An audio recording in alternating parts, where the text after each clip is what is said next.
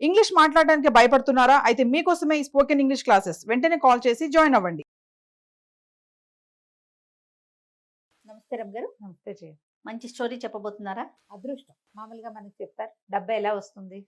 సిరిదా వచ్చిన వచ్చును సలలితముగా సా నారికేళ సలిలము భంగిన్ సిరిదా పోయిన పోవును కరిమింగిన వెలగ పండు కర్ణేని సుమతి. ఎలా వస్తుందో సిరి ఎట్లా వస్తుందంటే సలలితంగా, అసలు ఎట్లా వస్తుందో తెలియకుండా. నారికేళ సలిలం అంటే కొబ్బరికాయలోకి నీళ్ళు వచ్చినట్టుగా సిరి దానంతట అదే వచ్చేస్తుంది. సిరి పోతుంది. ఎలా పోతుంది? కరిమింగిన వెలగ పండు. కరి అంటే ఏనుగు మింగిన వెలగ పండు అని కాదు, వెలక్కాయ చూడడానికి చక్కగా ఉంటుంది. ఇవాళ భలే బరువుగా ఉంటుంది, బాగుంది అనిపిస్తుంది. రేపటికి కొంచెం తేలికవుతుంది, ఎల్లుడు కొంచెం తేలికవుతుంది, అవతల ఎల్లుండి అందులో ఏమీ ఉండదు. అవును. అంతా పోతుంది. ఎలా పోతుంది ఏమో, దానికి ఒక్క చిల్లు కూడా కనపడదు. ఏ చిల్లులోంచి అది బయటికి వెళ్ళిపోయిందో మనకు అర్థం కాదు. కొబ్బరికాయలోకి నీళ్ళు ఎటా వచ్చినాయో ఎటా తెలీదో, వెలక్కాయలో ఇచ్చి గుజ్జెటా పోయిందో అట్లా తెలీదు. డబ్బు అట్లా వచ్చి అట్లా పోతుంది. అదృష్టాలు కూడా అంతే. మనకు అదృష్టం వస్తుందా? కలిసి వస్తుంది. దేనివల్ల మనకు అదృష్టం కలిసి వచ్చిందని మనం భావిస్తామో ఒక దశలో దాన్ని విస్మరించేస్తాం జయ మనం. కొద్దిమంది ఉంటారు సడన్గా వచ్చిన అదృష్టాన్ని జ్ఞాపకం పెట్టుకుని దాన్ని జాగ్రత్తగా కాపాడతారు, ఇక దాన్ని వదిలిపెట్టరు. వీళ్ళు చాలా తక్కువ సంఖ్య ఉంటారు, గమనించండి. అవును, మన చుట్టుపక్కల సమాజాన్ని చూడాలి కదా మనం. అవును కదా. చాలా 1% పీపుల్ కూడా ఉండరు తమకి దక్కిన అదృష్టాన్ని ఎవరైతే మన జీవితంలోకి వెలుగు తెచ్చారో వాళ్ళని కానీ, ఆ విషయాన్ని కానీ, ఆ వస్తువుని కానీ జాగ్రత్త పరుచుకునే వాళ్ళు 1% కూడా ఉండరు. 100కి ఒకడు కూడా ఉండడు. లక్షల్లో ఒకడు ఉంటాడు. మిగిలిన వాళ్ళంతా చేజిక్కిన అదృష్టాన్ని నాశనం చేసుకునే వాళ్ళే. అది పెళ్ళాలో, మొగుళ్ళో, పిల్లలో, అత్తగారో, ఇలాగా బంధువుల్లో, స్నేహితులో, వ్యాపారంలో సహాయం చేసిన వాళ్ళు, పైకి రావడానికి మనం ఎక్కి రావడానికి మొదటి మెట్టుగా ఉపయోగపడిన వాళ్ళు, వీళ్ళందరినీ విస్మరిస్తాం మనం. మనుషుల లక్షణం. మనం ఏం చేసాం అని ఆలోచించుకోండి ఒకసారి. మనం కూడా మనకి లక్కీ స్టోన్గా, లక్కీ చమ్గా దొరికిన వాళ్ళని ఎవరినైనా అలా వదిలేసామా అని ప్రశ్నించుకోండి. వదిలేసామని తప్పకుండా వస్తుంది సమాధానం. వాళ్ళని మర్చిపోతాం మనం. విసిరి పారేసే వాళ్ళు కొంతమంది ఉంటారు, మర్చిపోతే ఒక రకం. అంతే కదా. విసిరిపుచ్చుకు పారేసేవాళ్ళు చేసేదేం లేదు. చిన్న చందమామ కథ చెప్తాం. ఈ మొత్తం పాఠం ఎందుకు చెప్పానంటే, మనం జీవితంలో ఎప్పుడూ చేసే పొరపాట్లు ఇవి.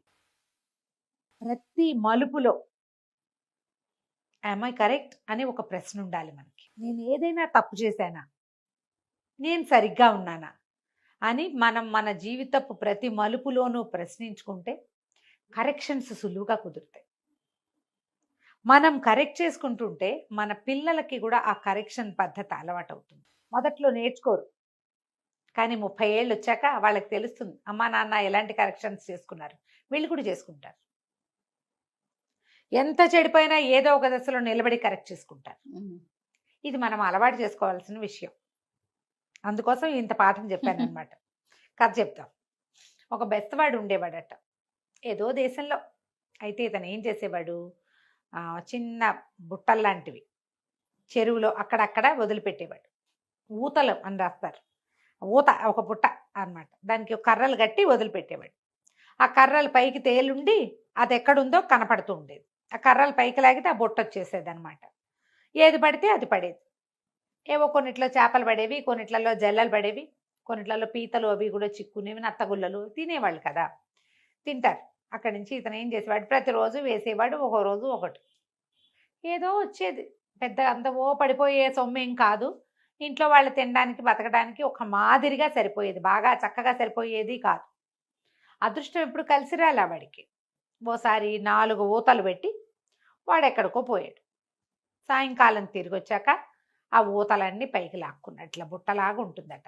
లాగేసరికల్లా ఒక దాంట్లో 2 చిన్న చేపలు పడ్డాయి, ఓ దాంట్లో ఏమో 2 నత్తగుల్లలు ఏవో చిక్కుకున్నాయి, ఓ దాంట్లో ఏమీ లేదు, బురద లాంటిది ఉంది. ఒక దాంట్లో మాత్రం ఒక ముసలి డొక్కుగా ఉన్న ఒక ముసలావిడ పడి ఉంది.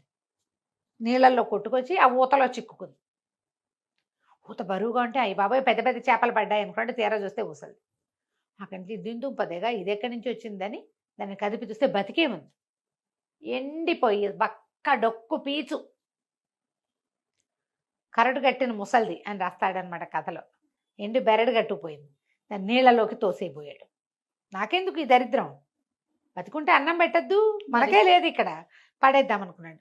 పట్టేసుకుని చెయ్యి, ఓరి బాబాబు పడేకురా, నన్ను కాపాడు, నన్ను ఇంటికి తీసుకుపో, నీకు అదృష్టాన్ని కలిగిస్తాను అన్నది. అనేసరికల్లా అన్నాడు, నువ్వే అదృష్టం కలిగించేటట్టు ఈ నీళ్ళలో పడి సావటం ఎందుకు, నువ్వే బాగుపడచ్చు కదా అంటే, నేను అట్టా కాదురా, నేను ఎవరితోటి ఉంటే వాళ్ళని బాగు చేస్తా, నన్ను తీసుకెళ్ళి అన్నది. సరే అక్కడి నుంచి మోసుకుపోయాడు ఇంటికి. మోసుకెళ్ళాక ఏదో అన్నం వండుకున్నారు, కాస్త ఇంత గంజ ముసలిదాన్ని కూడా పూసారు. ఏం చెప్పింది, నువ్వు ఓ పని చెయ్యి, చుట్టూ చక్కగా ఒక 100 గొడ్లు ఉండేందుకు వీలుగా పెద్ద శాల ఒకటి నిర్మించుకో. నాకెందుకే ముసలిదాన్ని ఆ శాల, నాకు గొడ్డు లేదు గోద లేదు, చేపలు పట్టుకునేవాడిని నేను అన్నాడు. చేపలు పట్టుకునేవాడివైనా సరే రేపు సాయంత్రానికల్లా నీకు గొడ్డు గోద ఏర్పాటు అవుతుంది అనేసరికల్లా వీడు ఓ పల్లెటూరులో ఓ పక్కన ఎక్కడో ఉంటాడు. వాడి ఇంటి పక్కగా ఉన్న ఒక పెద్ద ఖాళీ స్థలం వాళ్ళదే, ఊరికే ఆ ఊళ్ళలో ఏం పెద్ద పట్టించుకునేవాళ్ళు కాదు. చుట్టూత పెద్ద కోరడిలాగా తుంగపాతి, దానికి రకరకాల తాళ్ళు అల్లి మొత్తానికి ఒక పెద్ద విశాలమైన మైదానం విత్ కవర్డ్ ఏరియా అనమాట అదంతా ఏర్పాటు చేయాలి.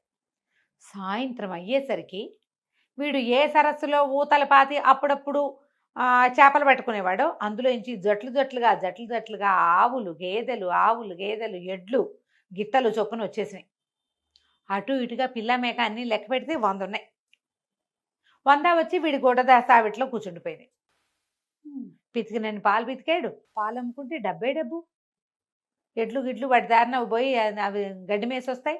ఎవరో వాళ్ళ నాగలు కట్టుకుంటూ, ఎరా మీ దగ్గర గొడ్లు ఉన్నట్టున్నాయి, ఏమన్నా 2 ఎడ్లని అప్పిస్తావా అంటే అప్పివ్వం, అరవివ్వం, అమ్మకానికైతే ఇస్తాం, లేదా జీతానికైతే ఇస్తాం. అమ్మకం వద్దులే, జీతం రోజుకు 10 రూపాయలు, రోజు 10 రూపాయలు వస్తున్నాయా? ఒక ఎడ్ల జతకి 10 వస్తే 10 ఎడ్ల జతలకి ఎన్ని వచ్చును, పొళ్ళని వస్తాయా? ఇట్లా ఎన్ని రకాలుగా డబ్బు వచ్చిందంటే వాడి దగ్గరికి, ఇక పిచ్చి డబ్బు. అక్కడి నుంచి ఈ రౌండ్గా ఉందిగా కట్టాడు కదా కోరడల్లే, ఈ పైన అంతా షెడ్లు వేసేసాడు, వానకి వంగుడికి చలికి ఇబ్బంది లేకుండా. హాయిగా నీడపట్ట నుండి గొడ్లు సుఖంగా ఉండేవి, కట్టక్కర్లా పెట్టక్కర్లా లోపలికి వచ్చి పడుకునేవి అంతే. ముసలిది వాళ్ళ ఇంట్లో ఉండేది, పెద్ద ఇల్లు కట్టాడు వీడు, బోల్ డబ్బులు వచ్చేసినాయి. అక్కడి నుంచి వారా వీరా వచ్చిన వాళ్ళందరూ వీటితోటి మాట్లాడేవాడు. చక్కగా మంచి పిల్ల, వీడి పెళ్ళంకి 2-3 పిల్లలు పుట్టారు. రోజులు గడిచిపోతున్నాయి. సరే క్రమంగా వీడికి డబ్బు ఎక్కిపోయింది, లోకంలో అందరికీ ఎక్కిపోతుంది, ఎంత సహజం కదా. మొదలు ఎక్కడి నుంచి వచ్చింది, ఎక్కడో, అది ఎవరికి తెలుసు. క్రమంగా ఈయన పెద్ద మనిషి అయ్యాడు, అందరికీ మంచి మాటలు చెప్పడం మొదలుపెట్టాడు. ప్రతి వాళ్ళు వస్తే మనం ఇంతే, మన స్థాయి మన స్టైలు చిన్నప్పటి నుంచి ఇంతే, మా తాతలు నేతులు తాగారు, ఇలాంటివి బోల్డ్ అని చెప్పేవాడు. ఇప్పుడు అవన్నీ మాట్లాడను, వేరే పని ఉంది నాకు అనేవాడు. ఎంత గొప్ప వచ్చింది. అయితే ఏమైంది, పక్క ఊర్లో ఒక పెద్ద విందు జరిగింది. ఈయన అందరూ పిలుపులు వస్తాయి కదా పెద్ద మనుషులందరికీ, ఈ పెద్ద మనిషికి కూడా పిలుపు వచ్చింది, పెద్ద మనిషికి కూడా. సరే ఎక్కడికైనా వెళ్ళేటప్పుడు ఈ ఖర్చు నాది అని చెప్పడం ఒక గొప్ప. ఇవాళ సారాయి ఖర్చు నాదని చెప్పాడు ఆ పార్టీలో. విపరీతంగా పోసారు, ఈయన యథేచ్ఛగా తాగాడు, తను పోయించిందే కదా. తాగేసి ఇంటికి వచ్చాడు. వచ్చి రాత్రి 1 గంట అయింది, తలుపు కొట్టాడు. తలుపు కొడితే ఎవరు తలుపు తీయలే. 12 దాకా చూశారు, 12 తర్వాత పడుకున్న వాళ్ళకి మెలకు రాదు. అక్కడి నుంచి గట్టిగా అరిచాడు, కేకలు పెట్టి, ఎన్నేళ్ళ నుంచో నా ఇంట్లో పడి తింటున్న ముసలితో తేది అన్నాడు. నేను తీసుకొచ్చి నా నెత్తి మీద పడిపోయి తింటోంది, అదైనా మెలకుగా ఉండొచ్చు కదా, ముసలిదైనా నా కోసం తలుపు తీయటానికి. తీవే ముసలిదానా, బతుకున్నావా చచ్చావా, నువ్వు ఏ మూలున్నావు, తలుపు తీవే అన్నాడు. అనగానే ముసలావిడ వచ్చింది, తలుపు తీసింది.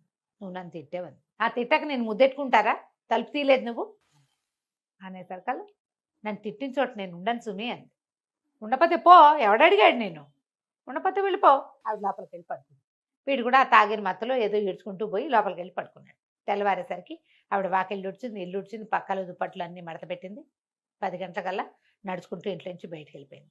ఆవిడ వెనకాలే ఈ చుట్టూతో కోరడి కట్టి ఉన్న పశువుల శాల ఉంది కదా, జట్లుగా మొత్తం గొడ్లన్నీ వెళ్ళిపోయినా సరస్సుల నుంచి నడుచుకుంటూ ఆవిడ వెనకాల వెళ్ళిపోయింది. మొత్తం గొడ్ల సావిడి ఖాళీ. ఆ, ఇంకేముంది, ఆనే మిగిలింది అక్కడికి. అదృష్టం ఎలా వచ్చింది? ఆవిడ ద్వారా వచ్చింది, మళ్ళీ ఆవిడ ద్వారానే వెళ్ళిపోయింది. మొత్తం వెళ్ళిపోయింది.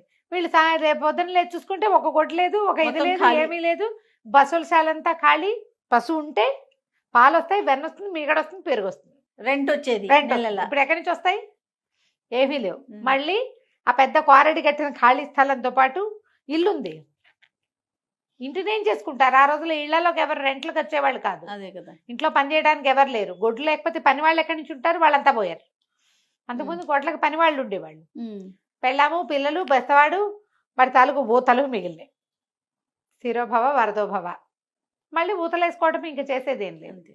ఇలా కలిసి వస్తే అదృష్టం నిలబెట్టుకోకపోతే అలానే వెళ్తుంది. వెళ్ళిపోతుంది. పైగా మనకి కలిసి వచ్చింది అన్న మాట వాక్యం మర్చిపోతారు చూడు. ఇదేదో పల్లెటూరు బెస్తవాళ్ల కథ. మనం చేయమాట్లా ఎవరి వల్ల కలిసి వచ్చిందో వాళ్ళ పేరెత్తకుండా ఉంటాం. చెప్పం, గుర్తు చేసుకో. నిద్రలో అయినా జ్ఞాపకం రాదు మనకి. ఒకసారైనా మనస్సాక్షి అనేది ఉంటుంది కదా, దాన్ని చంపేస్తారు. తర్వాత నువ్వు కూడా సాక్ష్యం లేకుండా పోతావు. అంతే కదా. అదృష్టాలని జాగ్రత్త పరచుకోవాలి. ఎవరి వల్ల అయినా మనకు ఒక సహాయం లభిస్తే దాన్ని జ్ఞాపకం పెట్టుకోవటమే గొప్ప.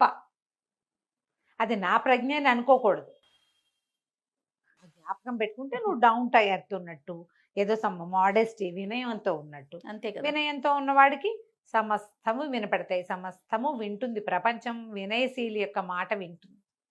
వినిపించుకునేలాగా చేయండి. అదృష్టాలని చెడగొట్టుకోకండి. కథ కంచికి మనం చాలా బాగుందండి. నమస్తే. నమస్తే.